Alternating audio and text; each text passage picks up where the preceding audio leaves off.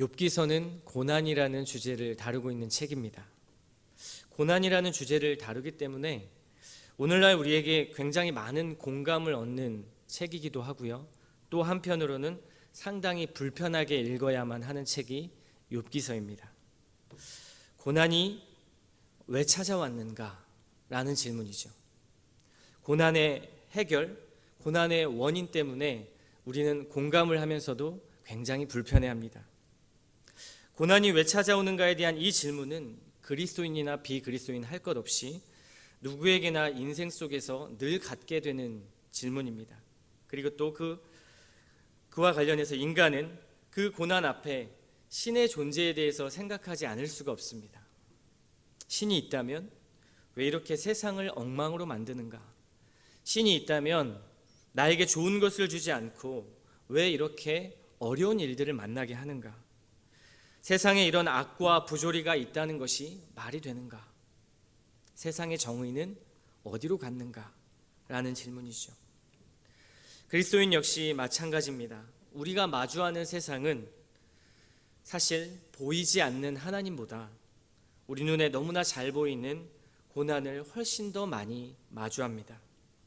그리고 고난 속에서 침묵하시는 하나님을 마주하게 되죠. 그때 여러분 어떻습니까? 욥과 같은 이 절망의 탄식이 튀어나오는 것이죠. 하나님 도대체 어디에 계십니까? 제가 왜 이런 고난을 겪어야 하는 것입니까? 저에게 무슨 문제가 있습니까? 저에게 왜 이러십니까? 우리의 이성과 논리를 뛰어넘고 고난의 강도가 강하면 강할수록 더욱 신랄하게 이런 탄식과 좌절은 우리가 하게 되는 것이죠. 욥은 지금 육체와 내면이 모두 망가져 있습니다. 욥기서에서 보면 여태까지 우리가 통독을 해오면서 보았지만 욥이 정말로 괴로워하는 것이 무엇일까요? 욥의 진짜 고통이 무엇일까요? 한번 생각해 보셨습니까? 욥은 아내와 자식을 잃었습니다. 이보다 큰 고통은 말할 것이 없겠죠.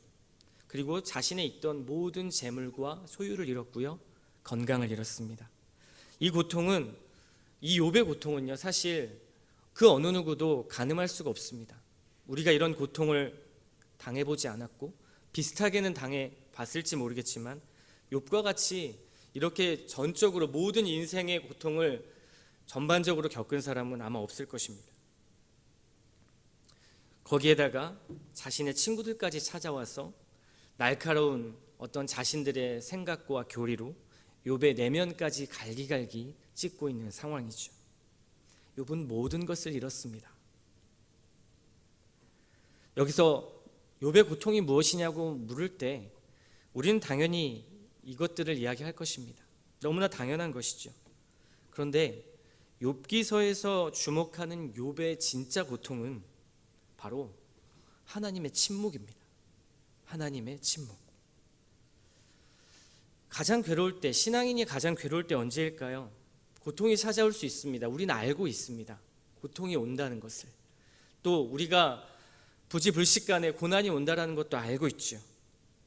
그런데 우리는 하나님을 믿지 않습니까? 고통이 있을 때 하나님께 우리는 기도합니다. 하나님, 나에게 이런 문제가 있습니다. 어려움이 있습니다. 그런데 하나님께서 나의 기도를 듣지 않으시는 것 같은 그런 느낌을 받을 때가 너무 많은 것이죠. 하나님의 침묵이 너무 괴롭습니다. 나를 외면하고 하나님이 없는 것 같은 그런 느낌을 받을 때 그때 우리는 가장 고통스럽죠. 믿음의 조상 아브라함에게도 고통이 있었습니다. 창세기에서 하나님께서 아브라함에게 내 씨앗으로 말미암아 온 열방이 복을 받을 것이다 라고 축복을 받을 것이다 라고 약속을 하셨습니다. 그런데 자신의 독자 아들 이삭을 번제단에 바치라고 하는 것이죠. 이삭을 통해서 복을 주시기로 하셨는데 번제단에 이삭을 바치라고 하는 것입니다. 그때 아브라함이 가졌던 그 마음의 고통은 무엇이었냐면 이삭을 바치는 것도 있었지만 하나님의 부조리가 고통스러웠던 것입니다. 하나님, 이삭을 통해서 복 주시기로 해놓고 이삭을 바치라니요. 하나님의 성품은 무엇입니까? 하나님이 하신 약속은 도대체 무엇입니까? 이 아들을 통해 하나님 나라를 이루시겠다고 약속을 하셨으면서 그 아들을 제물로 드리라니요. 하나님은 그런 하나님이십니까? 아브라함이 생각했던 하나님과 그 하나님의 행위가 너무 다른 것이죠. 아브라함의 고통은 하나님의 부조리였습니다. 그런데 지금 욥에게 있는 고통은 무엇입니까? 하나님의 존재의 문제였습니다. 하나님, 존재하고 계시다면 제가 고통당하는 이유 좀 알려주십시오. 하나님이 나타나셔서 저의 믿음과 저의 생명이 헛되지 않다라는 것을 좀 증명해 주십시오. 하나님, 제가 잘못한 것이 있다고 한다면 지적해 주시고 벌해 주셔도 괜찮습니다. 그런데 하나님을 뵙고 싶습니다. 하나님 도대체 어디 계십니까? 무엇을 하고 계십니까? 이 질문을 직면한 것입니다. 그런데 아브라함과 이 욥의 두 문제 모두 결국 하나님의 지혜 앞에서, 하나님의 놀라우신 그런 무한하신 성품 앞에서 자신들의 지혜를 앞세우는 인간 중심의 모습을 볼 수 있으셔야 합니다. 사실 이게 욥의 굉장히 중심 주제 중에 한 가지입니다. 오늘 본문은요, 이런 욥기의 마지막 탄원입니다. 31장에 오기까지 엘리바스와 빌닷, 이 두 사람과 세 번의 토론 공방전을 벌이게 되고요, 소발이라는 친구와 두 번에 걸친 공방전을 벌이게 됩니다. 그리고 이제 26장부터 31장까지 욥이 마지막 자신의 변론을 하면서 이 토론의 마지막을 내는 것 같습니다. 하지만 이제 나중에 32장부터는 엘리후라는 사람이 또 등장을 하기는 하지요. 치열한 논쟁에서도 논쟁의 어떤 결론을 서로 얻지 못합니다. 욥은 31장에서도 자기의 정결함을 주장합니다. 1절 말씀이죠. 내가 내 눈과 약속하였나니 어찌 처녀에게 주목하랴. 5절에서는 자신의 진실함을 주장합니다. 내가 거짓말을 하거나 남을 속였던 적이 있는가? 라고 말하는 것이죠. 또 16절부터 17절까지 말씀 보면 자신의 정의로움에 대해서도 말합니다. 또 도덕적인 청결함과 이웃을 향한 태도가 자신에겐 진실했고 하나님에게 잘못한 것이 없다라는 것을 변론하고 있습니다. 욥의 타들어가고 괴로운 마음이 이제 절정에 달한 것이죠. 더 이상 이 세 친구들과 논쟁할 것이 없이 이제는 이 모든 것을 하나님만이 신원을 할 수 있다라고 생각을 합니다. 그래서 35절 말씀에 보면 욥은 하나님을 소원합니다. 하나님, 나의 서명이 여기 있으니 전능자가 내게 대답하시기를 바라노라. 욥은 자신의 지혜가 맞는지, 세 친구의 지혜가 맞는지 하나님께 신원해달라고, 왜 도대체 자신이 이러한 고난을 받아야 하는지 그 이유를 듣고 싶어 합니다. 하나님의 생각이 도대체 무엇인지를 듣고 싶어 하는 것이죠. 그래서 최종 요청을 하고 있습니다. 통독을 이제 계속 하시다 보면 하나님은 38장에 가서야 그 대답을 해주시는 것을 알 수 있습니다. 그리고 32장부터 중간에 32장부터 37장까지는 엘리후라는 인물이 또 등장을 해서 자신의 어떤 신세대 철학을 주장하면서 욥을 다시 한번 고통스럽게 하죠. 여러분, 이렇게 말씀을 읽으시면서 욥이 고난에 반응하는 태도, 그 태도가 여러분에게 어떻게 다가오십니까?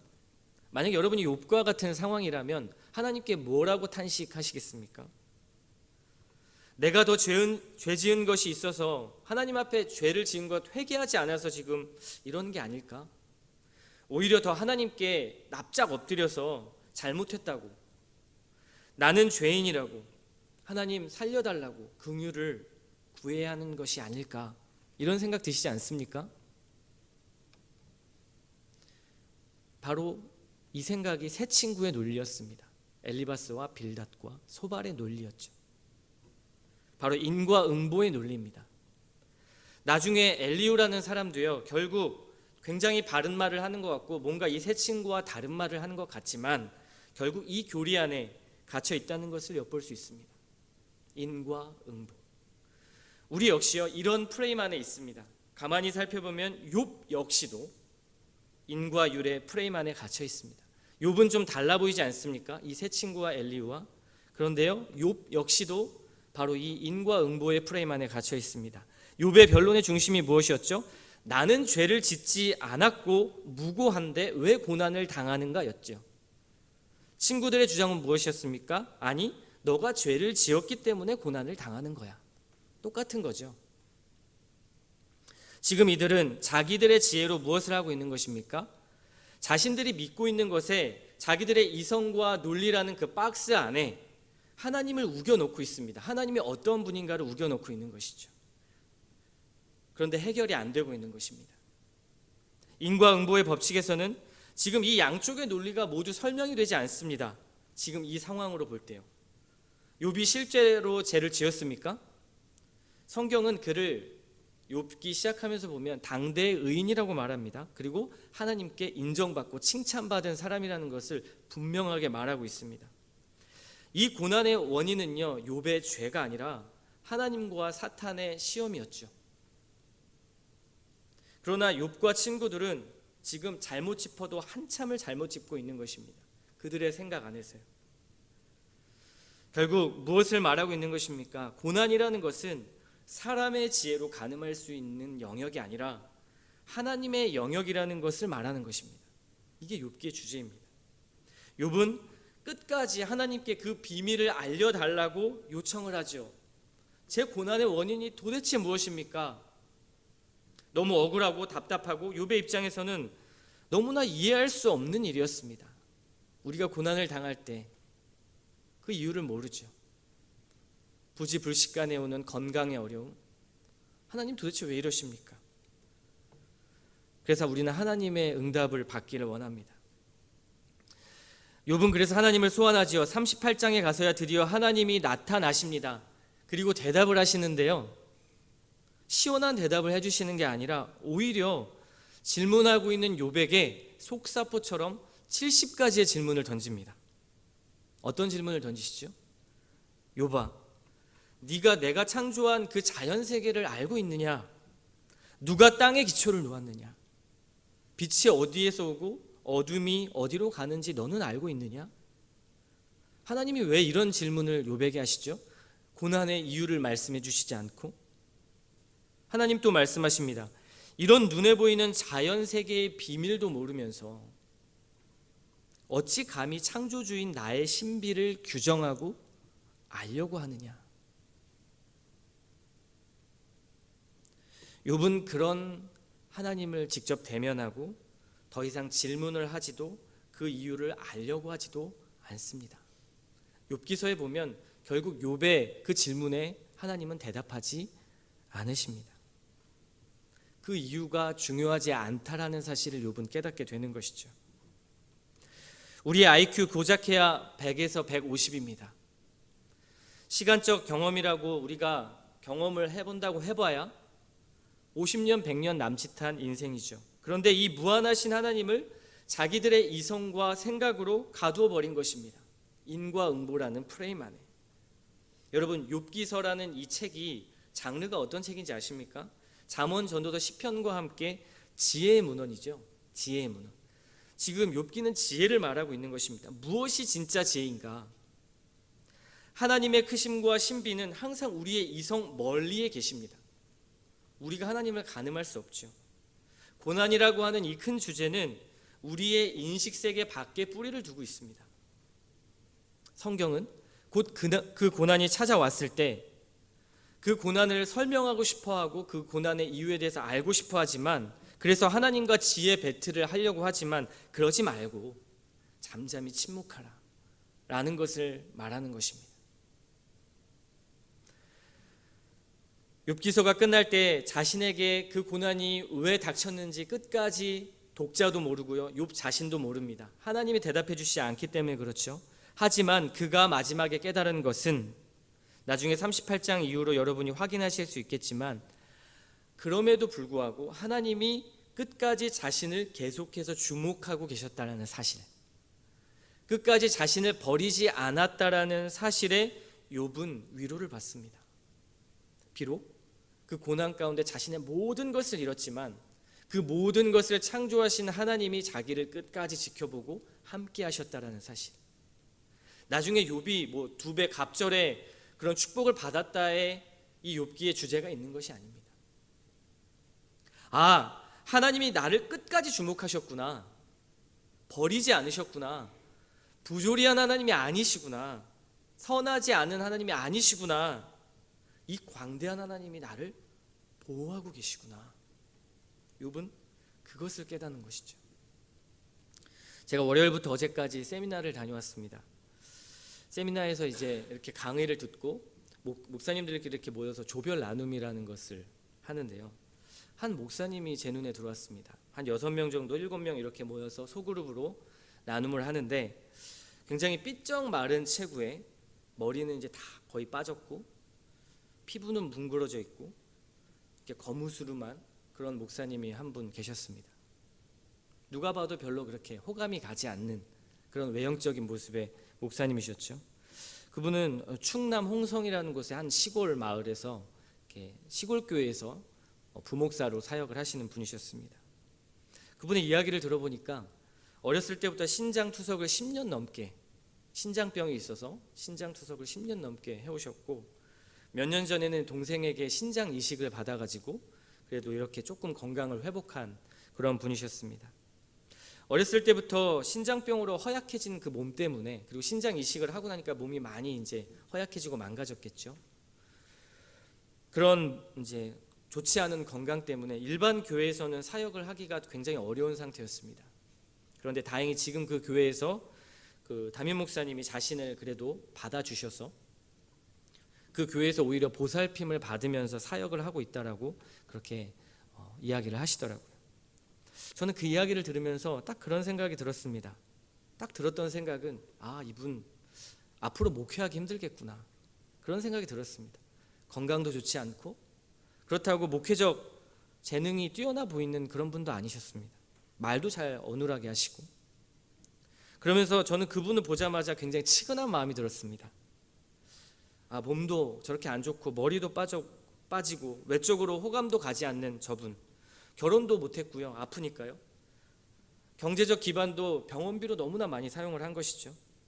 건강도 좋지 않고 목회적 재능도 없어 보이고. 조별 나눔을 하는데 그 목사님의 나누면 사람들이 별로 귀를 기울이지 않더라고요. 목사님들도 똑같습니다. 그런데 그 같은 주에 이 아픈 목사님의 신학교 동기가 한 분이 더 있었습니다. 그 사실을 알게 됐죠. 그런데 그분은 그 세미나를 개최했던 그 교회 8,000명이 모이는 대형 교회였거든요. 그 교회에서 10년 이상을 사역한 베테랑 사역자였습니다. 근데 동기가 만난 거죠. 한 그룹에서 한 분은 초췌한 모습으로, 한 분은 대형 교회에서 10년 이상 사역한 어떤 겉으로는 좀 멋져 보이는 사역자로 있는 것이죠. 두 사람을 보니까 비교가 되지 않을 수 없었습니다. 대형교회 목회자라는 어떤 감투와 옷을 완벽하게 입은 것처럼 보이는 사람과 아무것도 없어 보이는 초라한 한 목회자. 그리고 이런 생각을 했습니다. 하나님, 왜 이렇게 다릅니까? 굉장히 불공평해 보입니다. 왜 하나님의 길을 걷는 저분에게는 저런 고통을 주시는 것이죠? 제가 봐도 소망이 없어 보입니다. 그리고 너무 초라해 보입니다. 그러면서 하나님께 물었습니다. 저도 모르게 제 자신이 그 목사님보다 더 우월하다라는 전제를 깔고 하나님께 기도하는 것이죠. 그러면서 욥의 이야기가 떠올랐습니다. 그리고 저는 마치 욥의 새 친구가 되어 있다는 것을 깨달았죠. 저 역시 저의 신앙의 경험, 인생의 경험, 또 인생의 어떤 가치의 프레임 안에서 하나님을 가둔 것입니다. 저 사람은 초라하고 나는 우월하다라는 거. 저 사람은 초라하고 그 신학교 동기는 우월하다라는 거. 어쩌면 겉으로 초라해 보이는 그 목사님이 그 어떠한 화려한 목사보다도 하나님의 부르심에 합당한 삶을 살고 있을지도 모를 텐데, 그 안에 하나님의 계획이 있으신데 제가 평가하고 재판관의 자리에 서 있던 것이죠. 하나님의 계획이 불합리해 보였던 것입니다. 부조리해 보이는 것이죠. 그리고 이 정도면 내가 알고 있는 하나님, 내가 하나님을 알고 있으니까 이렇게 판단할 수 있어라는 생각. 그런데요, 욥기서에 보면 고난의 이유는 우리가 알 수 없습니다. 좀 더 크게 말하면 하나님의 선하신 계획은 우리가 다 알 수 없습니다. 인간의 실존과 죄로 인해서 깨어진 이 세상에서는 평생 누구나 할 것 없이 고난과 함께 버타며 살 수밖에 없습니다. 심지어 하나님 나라를 사는 이 백성들, 우리 그리스도인들조차도 오히려 기독교의 중심은 고난을 자처해서 살아야 된다고 말하고 있습니다. 세미나를 인도하신 그 목사님이 그런 말씀을 하시더라고요. 기독교는 실존적 고통을 직면하는 종교입니다. 내 속에 고통이 있고 내 이웃 속에 고통이 있고 세상 속에 고통이 있다라는 사실을 정면으로 받아들여야 됩니다. 이렇게 말씀을 하시더라고요. 교회 다니고 예수 믿으면 복 받는다. 기도하면 하나님이 다 들어주신다. 그 생각을 완전 뒤집는 것이죠. 오히려 그리스도를 따르면, 그리스도인으로 살면 더 고통에 직면해야 된다라고 말하고 있습니다. 여러분, 예수 믿는 거 다시 생각해 보십시오. 고통이 두렵다면요, 고난이 두렵다면. 누구나 고난을 안고 살지만, 그리고 심지어 일부러 고난을 자처하며 사는 것이 그리스도인이고, 그리고 그 고난 속에 하나님이 보이지 않지만 그 하나님은 오늘 욥의 말씀처럼, 욥기의 말씀처럼 끝까지 나와 함께 계시다라는 사실, 우리는 이해할 수 없지만 결국 하나님의 완성될 나라의 모든 것을 완벽하게 회복하시고 하나님이 보여주신다라는 사실을 여러분 잊지 않으셨으면 좋겠습니다. 하나님은 절대 우리를 떠나지도 버리지도 않으십니다. 잠잠히 그 하나님의 선하신 계획을 차근차근 이루어 가실 뿐이시죠. 우리는 그저 하나님을 신뢰하면서 묵묵히 예수님께서 걸으셨던, 예수님께서 가르쳐 주셨던 그 길을 묵묵히 따라 걷는 것, 그것이 지혜 중에 지혜입니다. 우리의 눈에 보이는 것이 아니라 보이지 않는 것을 소망하는 것이죠. 하나님께 모든 것을 맡기는 것입니다. 내가 믿고 싶은 것을 믿는 게 아니라 하나님이 가르쳐 주신 것을 믿는 것입니다. 거대한 고난의 폭풍 속에서도 하나님은 늘 그 크신 팔로 우리를 안고 계시다는 사실, 우리는 모르지만, 우리는 가늠할 수 없지만 하나님께서 돌보십니다. 그리고 가장 선한 길로 인도하십니다. 욥기를 통해서 그 말씀, 그 하나님의 놀라운 위로를 얻으셨으면 좋겠습니다. 오늘도 아침에 기도하실 때 하나님, 내 안에 있는 문제들, 여러 문제들, 고통들이 있습니다. 내 이웃의 고통들이 있고 세상의 고통들이 있습니다. 하나님, 그 고통에 온전히 직면하게 도와주시고, 비록 내가 힘들고 어렵고 좌절하고 주님 앞에 탄식하지만 그럼에도 불구하고 하나님이 우리를 지키시고 함께 하시고 돌보신다는 사실을 믿고 신뢰하게 도와주십시오. 이렇게 기도하는 저와 여러분들 되시기를 주님의 이름으로 축원합니다.